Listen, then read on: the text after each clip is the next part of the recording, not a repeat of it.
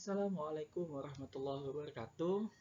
Salam sejahtera untuk kita semua. Om Swastiastu, Namo Buddhaya, salam kebajikan. Dalam kesempatan kali ini, izinkanlah saya untuk mempresentasikan hasil diskusi kelompok kami dengan judul Prinsip Fleksibilitas dan Implementasi dalam Pembelajaran Fisika di SMA.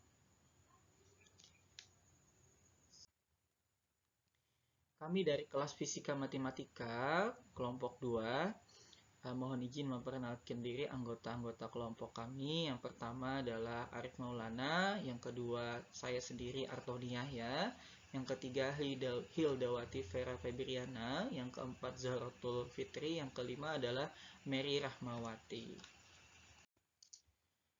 Oke, selanjutnya kelompok kami langsung menjelaskan tentang prinsip fleksibilitas. Jadi prinsip fleksibilitas ini seperti pada gambar, ini adalah pensil yang lentur ya. Artinya fleksibel itu luas atau tidak kaku. Nah, maka dari itu secara pengertiannya menurut Harry Hernawan, dalam prinsip fleksibilitas berarti suatu kurikulum harus lentur, tidak kaku terutama dalam hal pelaksanaannya. Pada dasarnya, kurikulum dirancang untuk mencapai tujuan sesuai dengan jenis dan jenjang pendidikan tertentu. Nah, maka dari itu, kurikulum harus bersifat atau berprinsip lentur atau tidak kaku dalam pelaksanaannya.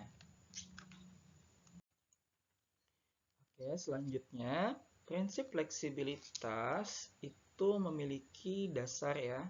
Nah, apa sih dasarnya? Dalam pengembangan kurikulum, prinsip fleksibilitas mengusahakan agar yang dihasilkan memiliki sifat luas, lentur, dan fleksibel dalam pelaksanaannya. Memungkinkan terjadinya penyesuaian-penyesuaian berdasarkan. Nah, jadi dasarnya ada yang pertama situasi, kondisi tempat, dan waktu yang selalu berkembang, serta kemampuan dan latar belakang peserta didik.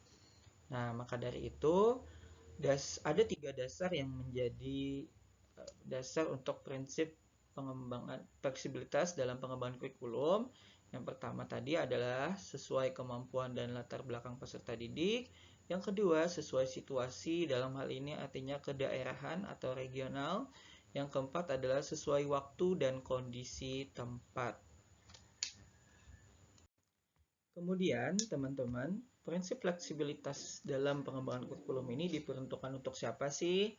Nah, siapa yang bisa menilainya? Yang pastinya dilihat dari yang pertama, fleksibilitas bagi guru. Yang kedua adalah fleksibilitas bagi sisa peserta didik.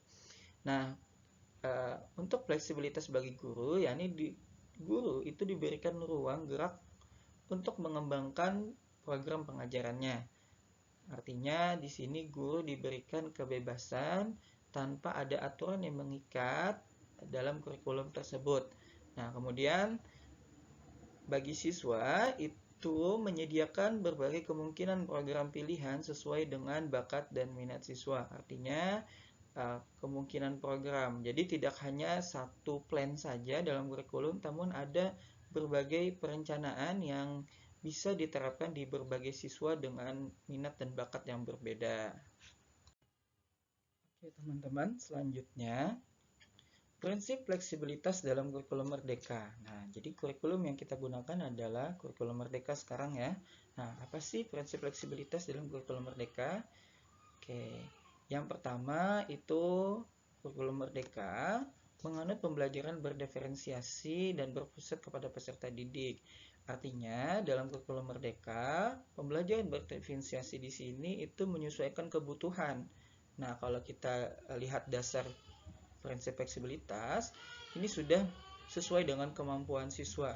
Nah, kemudian berpusat kepada peserta didik. Nah, artinya dalam kurikulum merdeka itu fokusnya adalah peserta didik. Artinya tidak memaksakan peserta didik, kemudian juga memberikan program-program yang lebih fokusnya ke peserta didik sehingga sifatnya lebih fleksibel tanpa harus memaksakan pembelajaran yang kaku dari guru.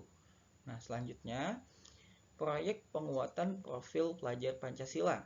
Nah, dalam hal ini jika dikaitkan dengan prinsip fleksibilitas, Dalam proyek penguatan profil pelajar Pancasila ini, para peserta didik itu diberikan kesempatan untuk mengembangkan kemampuan dalam bidang fisika, matematika, dan sebagainya untuk membuat sesuatu yang bermanfaat. Nah, di sini masuk dalam kesesuaian kemampuan, artinya dalam proyek ini tidak ada istilah siswa yang bagus, yang diutamakan, tapi lebih ke kemampuannya masing-masing, di mana nanti pengelompokan berdasarkan kemampuan. Nah, di sini prinsip fleksibilitasnya dapat. Nah, kemudian adanya capaian pembelajaran yang fleksibel. Nah, perlu diketahui bahwa dalam kurikulum Merdeka itu tidak seperti pada kurikulum sebelumnya. Di dalam kurikulum Merdeka menggunakan istilah capaian pembelajaran. Artinya ada materi-materi yang esensial saja yang diajarkan kepada peserta didik, tidak semua materi yang diajarkan. Maka dari itu, dan guru pun diberikan kebebasan untuk memilih materi mana yang lebih awal dijelaskan, tidak pada urutannya. Artinya ini sudah mencakup fleksibilitas bagi guru.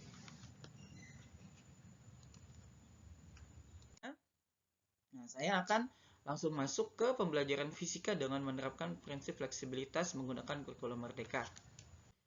Oke, selanjutnya teman-teman, jika kita mengambil poin menganut pembelajaran berdiferensiasi dan berpusat pada peserta didik, misalkan diterapkan di pembelajaran fisika pada materi tekanan zat, apa sih langkah-langkah guru biar fleksibilitas itu terdapat dalam pembelajarannya? Nah, yang pertama, khususnya dengan menggunakan kurikulum Merdeka. Yang pertama itu guru memberikan asesmen diagnostik sebelum pembelajaran berlangsung. Artinya guru itu sudah memiliki data terkait dengan gaya belajar, kemampuan siswa, dan karakteristik atau latar belakang siswa. Nah, misalkan itu guru mengetahui gaya belajar kinestetik dan audiovisual pada satu kelas, misalkan kelas 10. Nah, selanjutnya guru itu membagi kelompok berdasarkan kebutuhan belajar. Nah, jadi bukan berdasarkan hitung-hitungan atau berdasarkan lain sebagainya. Nah, jadi setelah dibagi itu bersesuaian dengan gaya belajar mereka, maka pembagiannya adalah kinestetik dan audiovisual. Nah, kemudian guru membuat asesmen formatif yang sesuai dengan kemampuan peserta didik. Nah, asesmennya seperti apa sih? Yang pertama, karena dia kinestetik, maka ada LKPD, praktikum sederhana. Kemudian, karena dia gaya belajarnya adalah audiovisual, maka bisa menggunakan kuis setelah menonton video. Nah, kemudian di akhir pembelajaran, guru juga membuka refleksi di akhir pembelajaran. Artinya guru membuka kesempatan untuk siswa agar siswa memberikan tanggapan, saran, dan masukan terkait dengan pembelajarannya. Nah, disinilah guru berpusat kepada peserta didik. Jadi peserta didik yang merasakan kebermaknaan dalam pembelajarannya. Akhirnya pembelajaran itu bersifat fleksibel, tidak kaku, dan menyenangkan. Nah, selanjutnya pada poin proyek penguatan profil pelajar Pancasila dalam kurikulum Merdeka, nah, dapat dijabarkan yang pertama, kelompok proyek berdasarkan karakteristik peserta didik nih. Jadi fleksibilitasnya itu menyesuaikan dengan kemampuan dan latar belakang peserta didik dalam pembuatan kelompok proyek. Nah, kemudian tema proyek juga berkaitan dengan lingkungan peserta didik tinggal, artinya sudah sesuai dengan situasi regional peserta didik tinggal. Nah, kemudian pada proyek penguatan profil Pancasila ini diberikan waktu yang cukup untuk pembuatan proyek tersebut, dalam artian dalam 1 bulan itu ada yang namanya Jumat proyek. Nah, artinya siswa diberikan kesempatan waktu yang cukup banyak untuk membuat dan menyelesaikan proyek. Nah, selanjutnya tempat pembuatan proyek dikembalikan kepada peserta didik. Nah, di sini guru dan satuan pendidikan tidak menentukan di mana tempat proyeknya dibuat. Yang pastinya itu tergantung dari peserta didik, mau dibuat di rumah juga boleh, mau dibuat di sekolah dengan waktu yang ada, kemudian nanti disambung di rumah juga boleh. Nah, artinya tidak ada aturan yang baku, proyek itu harus dibuat di sekolah misalkan. Oke, seperti itu, teman-teman. Oke, selanjutnya teman-teman, saya menampilkan satu buah contoh mengenai proyek penguatan profil belajar Pancasila, yakni membuat alarm anti banjir. Nah, ini alarm anti banjir seperti ini kalau misalkan nanti airnya tinggi karena pasang di daerah yang banyak sungai biasanya itu nanti akan berbunyi alarmnya dan lampunya akan menyala, artinya menandakan bahwa itu sedang dalam keadaan bahaya. Nah, jika dikaitkan dengan materi fisika, maka ini masuk materi fluidostatis, keseimbangan benda tegar, dan listrik dinamis. Nah, kemudian apakah ini sesuai dengan prinsip fleksibilitas dalam pengembangan kurikulum? Yang pertama, nah nanti pembagian kelompoknya yang pastinya berdasarkan kemampuan. Bisa itu heterogen atau homogen sesuai dengan kebutuhan belajar dan karakteristik. Nah, kemudian sudah sesuaikah dengan situasi kondisi di lapangan? Ya, betul, karena proyek yang dibuat itu sudah menjawab permasalahan masyarakat Kalimantan Selatan mengenai lahan basah dan banyak sungai, karena setiap tahunnya pasti ada air rob yang bakal pasang dan itu juga dapat mengganggu aktivitas masyarakat. Nah, selanjutnya waktu dan tempatnya. Nah, untuk waktu itu diberikan kebebasan bagi peserta didik dan tempatnya juga fleksibel untuk pengerjaan ini. Namun, kalau satuan pendidikan biasanya di sekolah itu memberikan waktu khusus ya, full untuk hari Jumat menyelesaikan proyek. Namun kalau misalkan peserta didik mau menyelesaikan di waktu-waktu senggang seperti jam kosong, kemudian waktu-waktu istirahat dipersilahkan, tidak ada batasan waktu dan tempat. Oke teman-teman, nah selanjutnya kita masuk ke poin adanya capaian pembelajaran yang fleksibel dalam kurikulum merdeka. Nah, saya mengambil di kelas 10 mata pelajaran fisika. Nah, jadi fleksibilitasnya di mana sih? Kalau dikaitkan dengan capaian pembelajaran, khususnya pada mata pelajaran fisika, jadi guru itu diberikan leluasaan memilah materi mana yang lebih dulu diajarkan ya. Nah, kemudian capaian pembelajaran merujuk pada fase perkembangan peserta didik. Nah, artinya pembelajaran itu berdasarkan fasenya. Di fase tersebut juga ada perkembangan kognitif anak. Jadi sudah sesuai dengan kebutuhan dan kemampuan peserta didik. Nah, selanjutnya guru diberikan kebebasan menerapkan model pembelajaran sesuai kebutuhan. Nah, dalam kurikulum merdeka itu kan berdiferensiasi pembelajarannya ya. Jadi harus sesuai dengan kebutuhan peserta didik. Maka dari itu model pembelajaran yang seperti apapun yang intinya cocok untuk peserta didik itu diperbolehkan.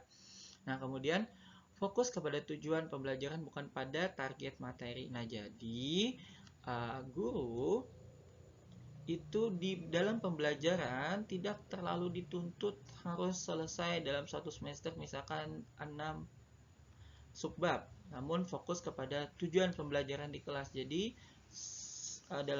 di kelas itu harus dituntaskan tujuan pembelajarannya. Nah, seperti itu. Nah, saya ambil contoh untuk fisika ada CP di fase E, yakni kelas 10 peserta didik mampu mendeskripsikan gejala alam. Nah, di sini ada materi-materinya, di mana ada materi pengukuran perubahan iklim, di mana materi ini bisa disampaikan baik itu berurutan boleh, tidak berurutan juga boleh, menyesuaikan dengan kebutuhan siswa itu sendiri.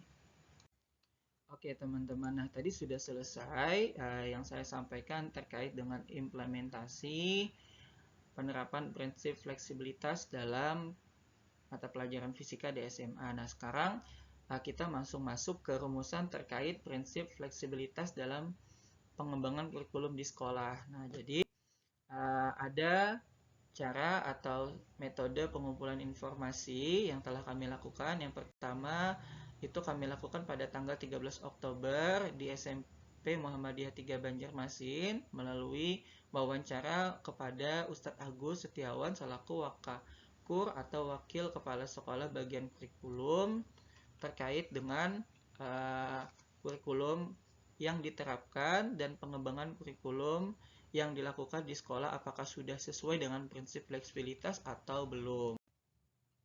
Oke, nah sekarang kita langsung masuk ke rumusan prinsip fleksibilitas pada SMP Muhammadiyah 3 Banjarmasin. Jadi dari wawancara yang telah kami lakukan dapat kami rumuskan. Yang pertama, SMP Muhammadiyah 3 Banjarmasin telah menerapkan konsep fleksibilitas dalam pengembangan kurikulum. Jadi di sekolah tersebut itu menggunakan kurikulum Merdeka untuk kelas 7, kemudian kurikulum Ismuba dan K13 untuk kelas 8 dan 9. Ismuba itu kepanjangan dari Islam Muhammadiyah Bahasa Arab. Nah, selanjutnya di SMP Muhammadiyah 3 Banjarmasin itu telah melaksanakan penguatan proyek profil pelajar Pancasila pada 1 minggu yang lalu nih ya, namun masih tahap belajar karena kurikulum Merdeka di sekolahnya, di sekolah SMP Muhammadiyah 3 Banjarmasin ini bisa dikatakan masih mandiri belajar. Nah, kemudian yang ketiga adalah peserta didik di sana itu lebih leluasa untuk mengembangkan potensi dirinya melalui kegiatan ekstrakurikuler sekolah. Kemudian para pendidik pun memahami bahwa potensi diri lebih penting daripada sekedar nilai kognitif. Nah, artinya di SMP Muhammadiyah 3 guru itu paham bahwa yang paling penting adalah siswa dapat mengembangkan minat bakatnya. Dan yang terakhir, guru diberikan kebebasan mengemas pembelajaran sesuai kebutuhan peserta didik seperti menonton film, mengeksplorasi ilmiah di Taman Kamboja, membedah buku, dan lain sebagainya. Jadi di SMP Muhammadiyah 3 itu tidak dibatasi kebebasan guru untuk mengkreasikan model pembelajarannya. Nah, seperti itu. Oke. Untuk teman-teman, dari hasil diskusi kami dan presentasi yang saya sampaikan tadi, kira-kira ada pertanyaan? Jika ada pertanyaan, silakan masuk ke dalam kolom komentar. Saya tunggu teman-teman ya. Oke teman-teman, selamat pagi, salam sehat ya. Alhamdulillah kami sudah dapat pertanyaan dari teman-teman di kelas dan alhamdulillah ada 4 pertanyaan yang masuk di diskusi kali ini. Oke, pertanyaan pertama kita langsung saja dari Mahdiani. Mengapa ekstrakurikuler pramuka diwajibkan di sekolah menengah sedangkan ekstrakurikuler yang lain tidak? Padahal ada peserta didik yang merasa ekstrakurikuler yang lain lebih dirasakan manfaatnya, sedangkan ekstrakurikuler pramuka dia tidak menyukainya karena dia tidak merasakan manfaat dari kegiatan yang ada, tetapi tetap ikut terpaksa karena itu wajib. Apakah tidak mengikuti pramuka langsung dianggap tidak Pancasilais? Bagaimana prinsip fleksibilitas melihat hal ini? Oke, selanjutnya pertanyaan nomor 2, yakni dari Miftah Farid. Adakah tantangan bagi guru dalam mengembangkan kurikulum dengan prinsip fleksibilitas ini? Oke, terima kasih untuk pertanyaannya. Kita langsung jawab saja pertanyaannya pada slide berikut. Oke teman-teman, kita langsung saja jawab pertanyaan yang pertama dari Mahdiani. Sesuai dengan Undang-Undang Permendikbud nomor 63 tahun 2014 pada pasal 2 ayat 1 dan 2 yang berbunyi pendidikan kepramukaan dilakukan sebagai kegiatan ekstrakurikuler wajib pada pendidikan dasar dan menengah. Kegiatan ekstrakurikuler wajib merupakan kegiatan ekstrakurikuler yang harus diikuti oleh seluruh peserta didik. Nah, dari undang-undang ini dapat dinyatakan bahwa pramuka itu hukumnya wajib ada di sekolah dan diikuti oleh seluruh peserta didik. Nah, jadi kita tidak bisa melanggar aturan ini karena sudah disahkan oleh pemerintah. Nah, kemudian perihal dengan kebermanfaatan kegiatan ini, itu hanya mindset siswanya saja yang menganggap dan egoisme dalam dirinya saja yang menganggap bahwa kegiatan pramuka ini tidak ada manfaatnya. Padahal manfaatnya sangatlah banyak. Manfaatnya bisa mengasah kemandirian, ketangkasan, kemudian juga meningkatkan kerjasama, gotong royong, kolaborasi untuk mencapai suatu tujuan. Karena di pramuka sendiri, itu yang paling diutamakan adalah kebersamaan, kekeluargaan, dan pantang menyerah. Maka dari itu, dari pernyataan Mahdiani tadi, siswa tersebut tidak suka, mungkin perlu dikasih konseling dulu bahwa manfaat pramuka ini dirasakannya bukan hari ini tapi nanti. Nah, kemudian untuk perihal apakah siswa yang tidak mengikuti pramuka itu tidak Pancasilais, nah kita harus ketahui dulu pengertian Pancasilais itu seperti apa.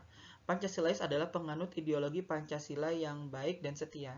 Nah, perlu kita ketahui bahwa memang di pramuka itu terkandung makna-makna pengamalan dari Pancasila. Namun, tidak hanya di kegiatan pramuka di sekolah tersebut, banyak kegiatan-kegiatan yang mengandung unsur Pancasila seperti upacara bendera, kemudian upacara-upacara kegiatan lain yang di dalamnya itu dibacakan Undang-Undang Dasar, kemudian dibacakan juga Pancasila ya sebagai dasar negara. Itu poinnya. Kemudian, selama siswa itu masih meyakini bahwa dasar negara adalah Pancasila, nah, dan tidak bersifat radikal, berpahaman radikal, maka bisa dinyatakan bahwa siswa tersebut masih Pancasilais. Mungkin dengan kategori yang berbeda dengan yang ikut pramuka atau kegiatan yang mengarah ke bela negara seperti itu. Nah, mungkin itu saja jawaban dari pertanyaan pertama ini. Oke, terima kasih. Selanjutnya akan saya jawab pertanyaan yang kedua. Nah, selanjutnya kita akan jawab pertanyaan yang kedua. Nah, pertanyaannya berkaitan dengan adakah tantangan guru dalam menerapkan prinsip fleksibilitas ini.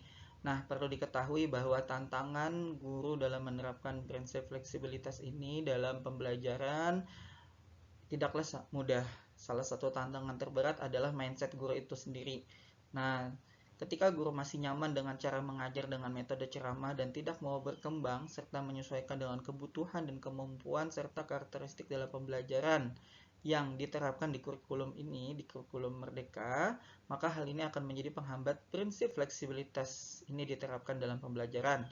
Nah, perlu diketahui bahwa ketika guru itu enggan dan tidak mau untuk berkembang, di sisi lain juga guru itu masih kaku dengan prinsip fleksibilitas dalam dirinya, artinya menutup diri untuk hal-hal yang bersifat pembaharuan, maka yakin saja pembelajaran itu akan terasa kaku dan itu akan berpengaruh juga pada satuan pendidikannya. Jadi yang harusnya kurikulum Merdeka itu sifatnya fleksibel, namun karena guru itu sendiri yang membuat pembelajaran kaku. Nah, artinya guru janganlah kaku, cobalah mengajar lebih luas bersesuaian dengan situasi, kemampuan peserta didik, dan latar belakangnya, serta penyesuaian dengan waktu dan tempat. Nah, seperti itu untuk jawaban pertanyaan nomor 2 ini. Oke, selanjutnya saya akan menuju ke pertanyaan berikutnya. Nah, selanjutnya, pertanyaan nomor 3 dari Harmia Rani. Penyaji menyampaikan bahwa kurikulum Merdeka telah memenuhi prinsip fleksibilitas karena memberikan kebebasan dan keluasan terhadap guru dan siswa dalam mengeksplorasi pengetahuan. Namun saat ini beberapa sekolah khususnya di Banjarmasin masih ada yang menerapkan kurikulum 2013 maupun kurikulum darurat. Nah, menurut kalian bagaimana prinsip fleksibilitas dari kedua kurikulum tersebut? Oke, selanjutnya pertanyaan dari Siti Maufirah, pertanyaan keempat.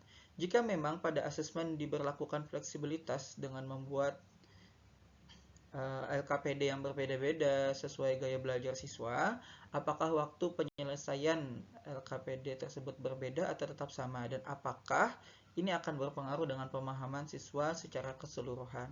Oke, terima kasih atas pertanyaannya. Di slide selanjutnya kami akan coba jawab. Oke, selanjutnya kami akan coba jawab pertanyaan dari Harmia, ini pertanyaan ketiga. Nah, ini jawaban, saya hanya menyampaikan jawaban dari teman-teman di kelompok saya. Jadi, setiap kurikulum yang diterapkan mengandung unsur pembaharuan yang arahnya ke arah yang lebih baik. Kebanyakan sekolah belum menggunakan kurikulum Merdeka karena sekolah itu belum siap dan mencari aman saja. Padahal jika kita bandingkan antara kurikulum K13 dengan kurikulum Merdeka, tingkat fleksibilitas yang dirasakan guru dan murid jauh lebih terasa. Namun, sekolah tersebut tidak mengetahui hal ini karena masih belum memahami secara mendalam prinsip fleksibilitas dalam kurikulum Merdeka. Nah, artinya di satuan pendidikan yang masih menerapkan K13 mungkin belum terlalu mendalami kurikulum Merdeka yang dimana di dalamnya prinsip fleksibilitas jauh lebih baik dibandingkan kurikulum K13. Sehingga langkah baiknya satuan pendidikan tersebut segera berpindah haluan ke kurikulum Merdeka, dan pemerintah pun sekarang mencoba untuk bersabar, tidak memaksakan kurikulum Merdeka ini kepada sekolah-sekolah yang memang tidak sanggup.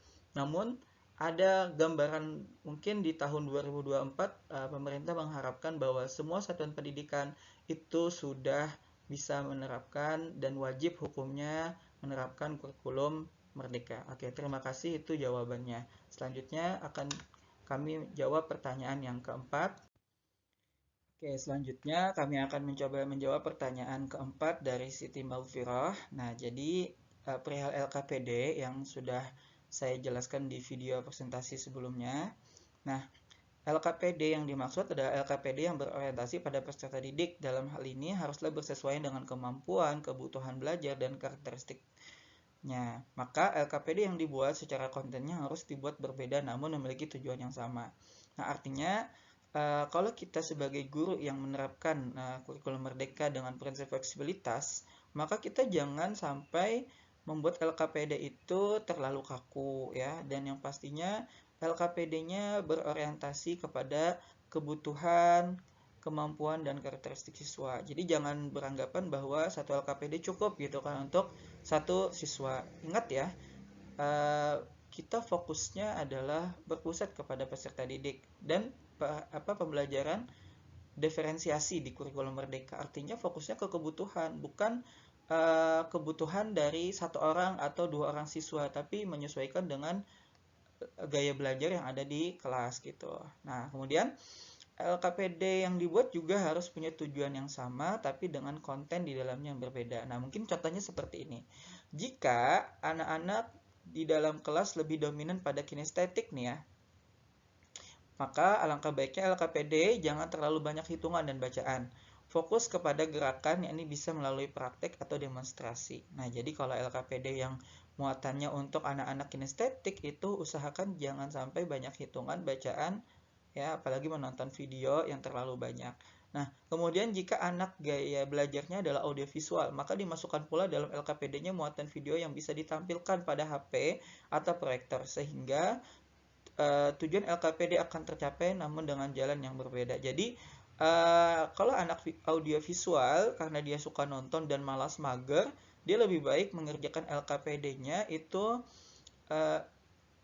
yang bisa menyesuaikan dengan kebutuhannya, yakni suka nonton gitu kan. Akhirnya sama nanti pemahamannya gitu, dan tujuannya pun akan tercapai dengan jalan berbeda. Semisalnya saya ambil contoh adalah materi hukum Newton. Jadi anak-anak yang kinestetik itu bisa mencoba langsung, mempraktikkan langsung seperti apa hukum 1 Newton, 2 Newton, sama 3 Newton.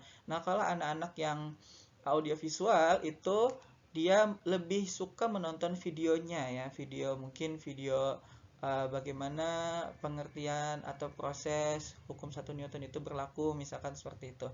Nah,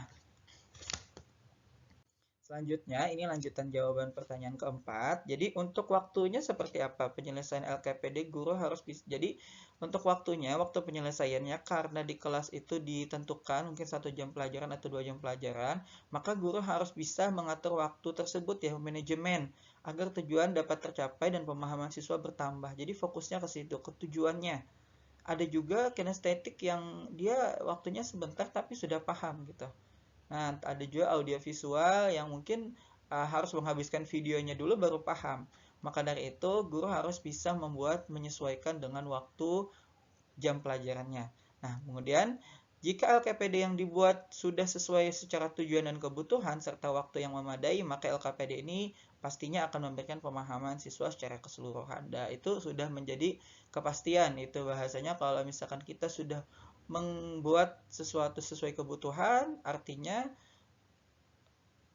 siswa sudah merasa terpenuhi, dan mengenai pemahaman kita yakin bahwa tujuan sudah tercapai, maka yakinlah bahwa pemahaman yang berdasarkan tujuan itu juga akan tercapai. Nah, seperti itu. Oke, mungkin itu saja jawaban dari kelompok kami.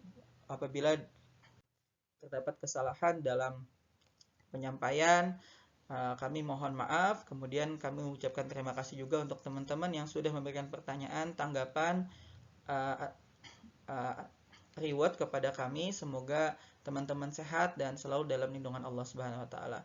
Oke, mungkin itu sekian dari kami. Saya mewakili teman-teman sekelompok mengucapkan Assalamualaikum warahmatullahi wabarakatuh.